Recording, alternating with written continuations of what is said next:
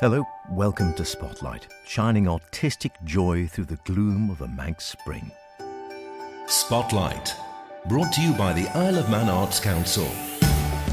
This evening, we hear about a wonderful new exhibition at Studio 42, Safe Harbours and Other Things. Catch up with the latest round of funding available via the Isle of Man Arts Council, and speak to the man who has the challenging job of adjudicating this year's Easter Festival of Plays at the Gaiety Theatre.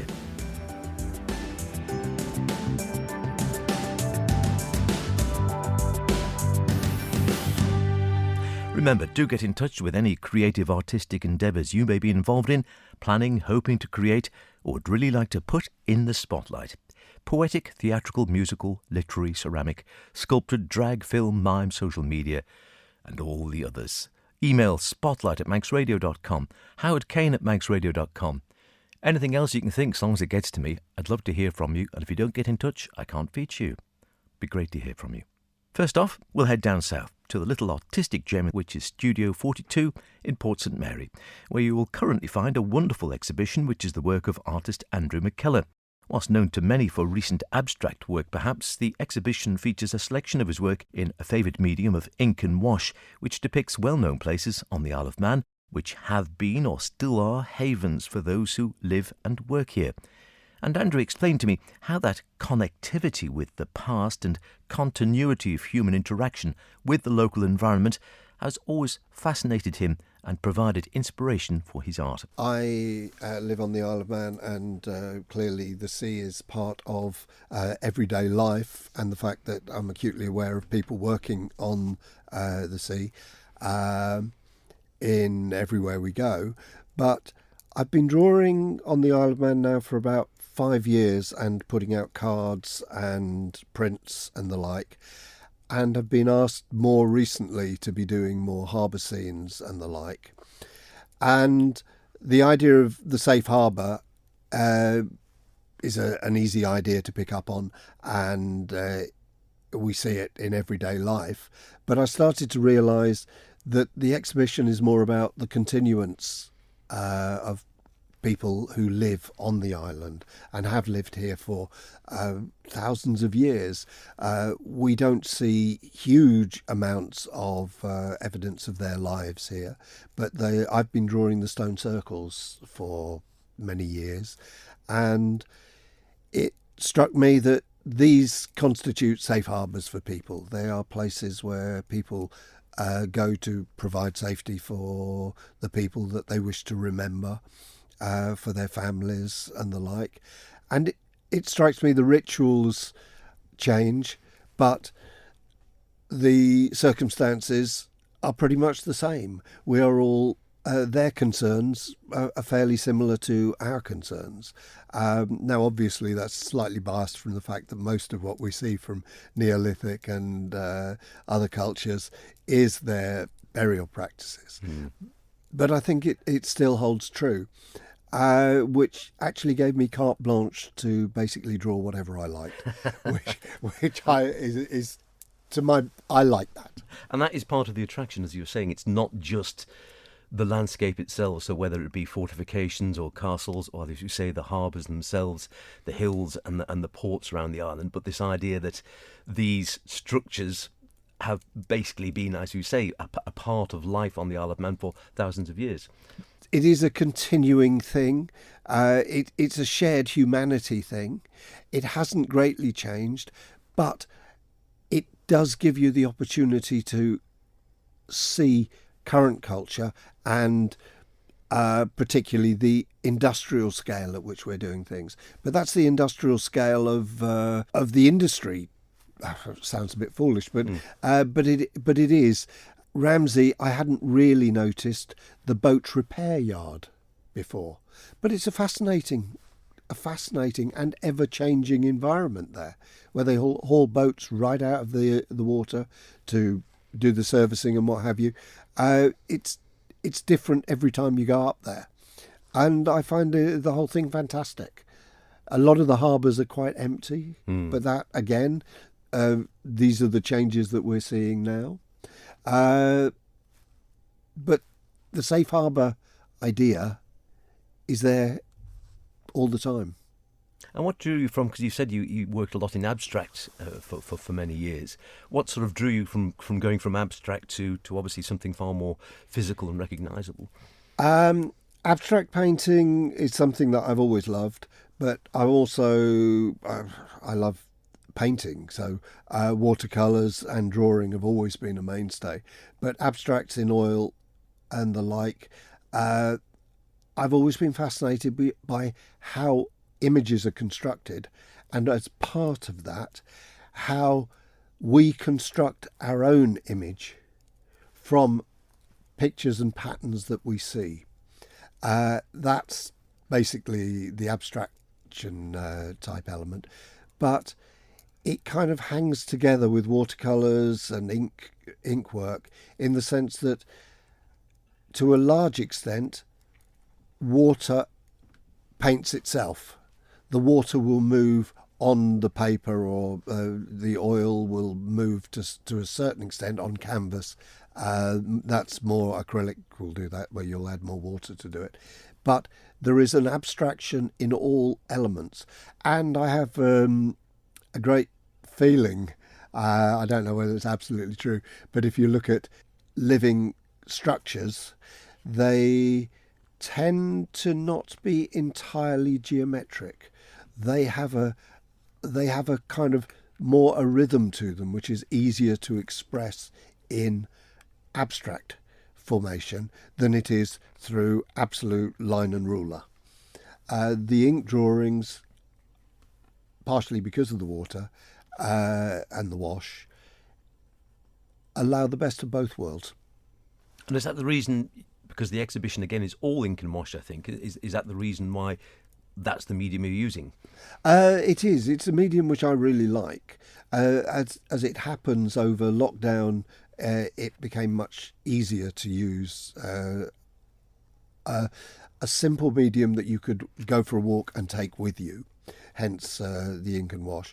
But also, I have to admit, in the last few months, it's been very cold, and sitting in a room on my own in potentially quite cold circumstances while I just paint has not been ideal. So something that, again, I could carry to anywhere in the house and outside is wonderful. And I do love doing these drawings. And how do you actually sort of work on the drawings then? Because I'm just flipping through the catalogue now, and there's some, well, they're all beautiful pieces, but again, it goes from sort of some rills, some stone circles, up by Aragon, the harbours, down by Peel Castle. Do you go out and sketch? Do you go out and take photographs of the landscapes, or do you actually sit and work in situ? All of them. All the above? All of them. I will draw and take photographs. Sometimes the photographs will then form the structure for a larger drawing. Sometimes I will take out vast pieces of paper, or large pieces of paper, and a drawing board, and just sit in basically a van, which gives me plenty of room, and draw. Yeah, I like working on the big pieces of paper as well, because part of what I do is kind of isolate subjects from their environment, so that an object that I'm drawing will stand on its own. But it looks very real on the Isle of Man because we have such huge skies. So large pieces of paper and a particular aspect of the landscape in amongst the large sky, proportioned by it. I also I'm going to backtrack a bit here, but I do think this is part of the continuity structure that we've seen in the past, or that I've mentioned, because I think ancient people also saw it in the same way. So they did their stone circles or their burial mounds in relation to the environment. They made them fit what we have here, which is the giant skies and the views and to some extent the emptiness, which I love. It's well worth a visit and beautifully illustrates how much can be depicted with a relatively simple monochrome medium. It's on until mid-May, Wednesday to Friday, 10 till 5, Saturday, 10 till 4. Check it out. Spotlight, brought to you by the Isle of Man Arts Council. Now, hopefully you might have enjoyed a play or two being performed during the Madfa Easter Festival of Plays at the Gaiety. Fear not if you haven't, there's still time. The festival runs until tomorrow evening. You'd have to be fast to get there this evening. However, whilst wonderful entertainment in their own right, it is a festival, and as such the plays are adjudicated and winners have to be chosen. The man with that unenviable task this year is Chris Baglin, who was last on the island for the One Act Festival, then taking place at King's Court Theatre. He, along with festival president Sharon Walker, who we spoke to ahead of the festival last week, of course, called into the Spotlight studio, and I began by asking Chris if adjudicating a festival of both one-act and full-length plays was more challenging for him. Absolutely, yes, because you've got to treat them both slightly differently. I mean, it's great for the performers because if you've got a short play, then there are lots of advantages to that, in that you can get a lot of information through and a lot of acting through in a very short period. But over a longer play, you can develop your characters more and go into a more in-depth story. So each particular medium has its own advantages, and I wouldn't like to stick one above another, to be honest with you. Now there is a sort of, as I understand it, a sort of pro forma, because it's always a tricky one, isn't it? When you're judging something which is so subjective, like art or cookery or plays in this case, it's a case of, well, I might go along and think, oh, I really enjoyed that, and Michael might go along and think, oh, didn't really work for me, that one. So there is a sort of a sort of basic scoring pattern, and then how much sort of variance is there for individual adjudicators on that? Well, to be honest with you, not a lot, which means that it shouldn't be a subjective thing. The GODA system is brilliant in that respect. I really respect the work that's been put into it, in that it takes those commonalities of various types of performance, whether that's comedy, tragedy, naturalistic, non-naturalistic. They all have certain commonalities, and it breaks them down into different sections. So the first one would be stage presentation. So that's everything from your sound effects, your staging, your lighting, your costumes, all of that. And that is weighted as well. So that's only worth about 15 points or 15% of your score. And then what really is the bulk of it is, first of all, your direction at 35%. So that is where people are standing, how they're looking, the overall mise-en-scène of the piece, how you've encouraged your actors to work together as an ensemble and support each other. And then 40%, the biggest part of the mark, is the acting itself, how it's put across, and the skills of the actors in portraying the various characters. And then at the end, you've got this little 10%, which is what they call overall production. And I suppose that's the most subjective part of it, as to how it's what you've achieved on the stage. And to be honest with you, even though that's 10%, you'd have to have made a real pig's ear of it to score less than 5. So it's really not that much of a percentage, subjectively speaking. It's mostly objective if it's done properly. And and I always ponder this when you're starting, particularly if it's a week-long festival or a festival which is 4 or 5 days long. When you see the first play, do you know where the sort of benchmark is? Because until, obviously, the first play, you might think, well, that was reasonable, and it might turn out to be considerably better than the other plays, or vice versa, for that matter. So is it difficult when you're sort of starting off where to pitch the level, as it were? Well, yes, that can be a problem with it, but generally speaking, I try and approach each individual play as an individual piece, as though I've never seen anything before and I'm not going to see anything again. I work into it. But there is also, at the end, if you do come to the end of a I was a bit harsh perhaps, or a bit lenient on that play at the beginning, I've got a little bit of leeway to up a score, but we're only talking a point or two here and there. What about the plays themselves then? Because if you're on the rounds, and I know there's a sort of round of adjudicators, do you see set pieces coming up, particular favourites on the various circuits? To be honest with you, there's such a variety of plays out there, and so many people these days are penning their own pieces for these kind of competitions, that it's very rare that I see the same things more than once. That said, just so happens this time round I am seeing 2 tonight by Jim Cartwright, which I have seen just this year over in Saltburn by the Sea, and there's another piece that I've seen recently done twice. In fact, one particular festival down in the south of England, it was called the Welwyn Garden City Youth Festival. It's a week-long festival, 3 plays a night, all local schools and youth groups coming together to perform for the festival.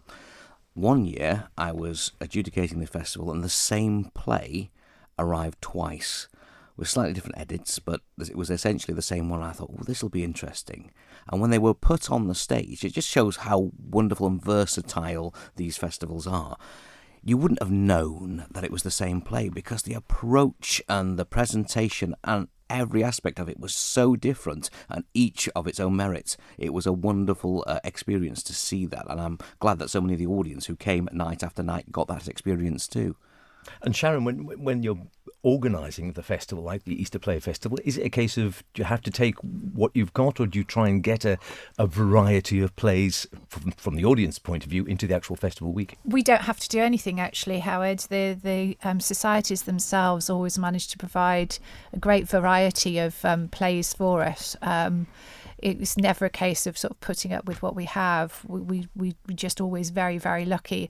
Although that said, this year we do seem to have a plethora of plays that are tackling quite difficult subject matters. So some nights are quite hard going in terms of from an entertainment perspective, but if you want to come and see some fantastic drama, the plays have been absolutely amazing so far. And what about, we've been talking with Chrissy, what about actually getting the adjudicators in? Because I know there's a set number. Do you have to book well in advance to actually get your adjudicator in place before you can actually get the festival underway? If we want to get the adjudicator, we want, but I don't think we've ever had a problem actually booking an adjudicator. The Isle of Man seems to be a place that lots of people like to come to, and interestingly enough, when we've been away to festivals across, the adjudicators there have always said to me, "Oh, I'd be very keen to come and adjudicate in the Isle of Man." But we have people who return because they suit our audiences very well and know our actors and groups very well. So we like to work with sort of the same set of people if we can. And what about you, Chris? Because I assume you do travel around on the circuit doing adjudicating. Is there are there regional differences when it comes to standard? Is it very much of a one standard fits all for all of the sort of British Isles? Oh, I'm not sure if I should answer that question. That's very leading, isn't it?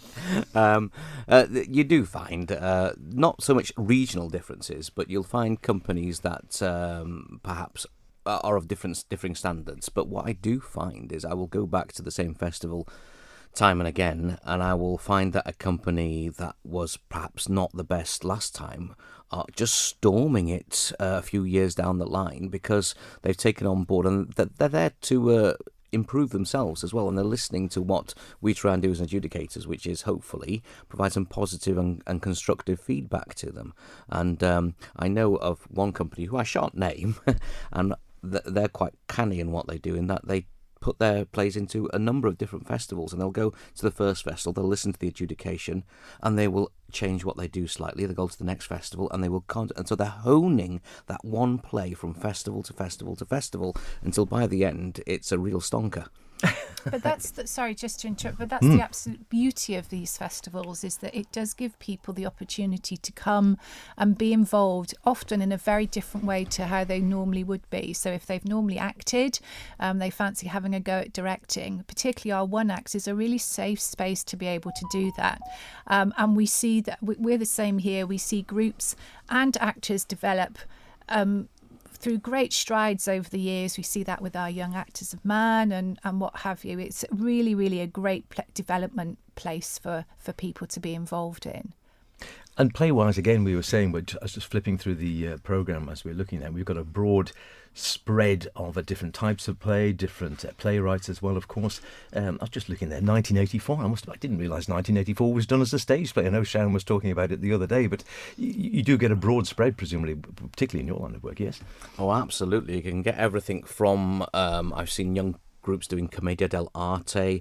I've seen groups take on Greek tragedy and Shakespeare. I've seen groups take on things that are about the internet, like we'll see tonight, and online bullying and dementia and all sorts of these strong and important subjects. And I think it was Peter Hall who said, theatre is the way that society has a live conversation with itself. So these are important subjects, and the amount of people who will come up to you after a play say, I didn't think I was going to enjoy that because the subject matter, but I really did. And then they will go into a story about how their life was affected, or they've got something in their life that was redolent of what was going on in that play. And it's wonderful to hear that, in the fact that they're able to get a kind of catharsis through watching these plays. And that's an interesting point. And is that something that you have to be, I suppose, professional about in many ways? But presumably you must sometimes be somewhere where you don't actually enjoy the play because it's not really your sort of play, but you know it's done very well, or vice versa. That's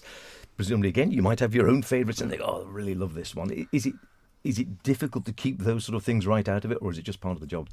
I think, from my point of view, it is part of the job. My own personal taste should not come into it. It's not about what I like. It's about what these companies have chosen and how they have put what they have chosen on the stage. That should be what an adjudicator looks for, in my opinion. And that's what I try and look for. So I try and keep my own personal preferences out of it. There are plays that I see that I wouldn't have chosen to go and watch, but I'm glad I saw them because, you know, it's expanded my knowledge, and the people who have done it have obviously put in a lot of time and love into these productions. The last night of the festival, tomorrow evening, when the awards for the one acts will be made. Go along and give them your support. It's worth noting, by the way, next year is the 75th anniversary of the Easter Play Festival. Amazing. Lots of special events being planned, Sharon tells me, including, I believe, a masked ball. Watch this space, or at least listen to it. Finally, it's that time again. I can never believe how quickly these things come around, but the next round of funding is upon us from the Arts Council. So if you have any artistic ideas you'd like to bring to fruition, then these funding rounds are your chance to get support and make your ideas reality, as the Arts Development Manager at the Arts Council, Jane Corkill, told me. Yes, the next funding round is it closes on the 21st of June, and that's for a 12th of July Arts Council meeting to review all the applications. This, again, open to, I know we mention this every time, but I always think people never quite too sure what the process is, or they're scared off about, oh, well, I've got this idea, but it's only a bit vague. If exactly that, if someone's thinking, I've got this idea I'd like to do, I don't know, I'd like to do a statue, or I'd like to do a book or something, they're not too sure, can they just come and have a chat in the first instance? Absolutely. We love people coming to have a chat.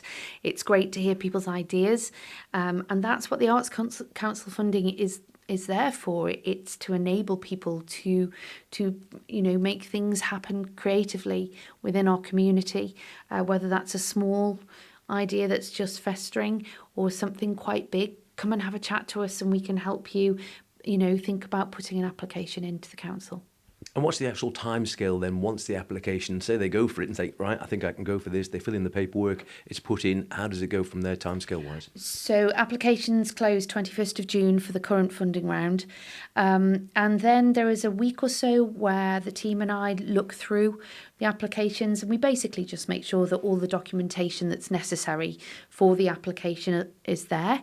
If you haven't quite nailed that, we will get back to you and say, can you just send us this, or we've got a question about that. And then after about a week, the Arts Council members themselves start looking at the applications for their meeting. Once they've had their meeting on the 12th of July, in this case, we aim to get back to everybody within about 10 working days to let them know the outcome. And does it have to be something which is going to be Isle of Man based? Well, we do offer funding. At the minute, we've just released our domestic travel grant. Now, this is new to the Arts Council in the sense that this is a rolling fund. So whilst I've just been talking about deadlines, if you are travelling to the UK to participate, perform, exhibit in an event maybe, or a workshop, or a festival, competition, anything like that, which is in the UK and Ireland, you can apply at any time for that funding round. We recognise that it's difficult sometimes to get fares at the right prices or accommodation. So if you're travelling to the UK to do something there, then you can just apply anytime you like. And the Arts Council members, who are all fantastic people, we then get them together for a brief meeting as soon as we can, and you would have a result back for that very quickly. Give us those dates again then. So next funding round closes on the 21st of June, and domestic travel anytime you like. That's about it for this week. Don't forget, if you want to hear anything again, go to maxradio.com, download the Spotlight podcast, listen where and when you want.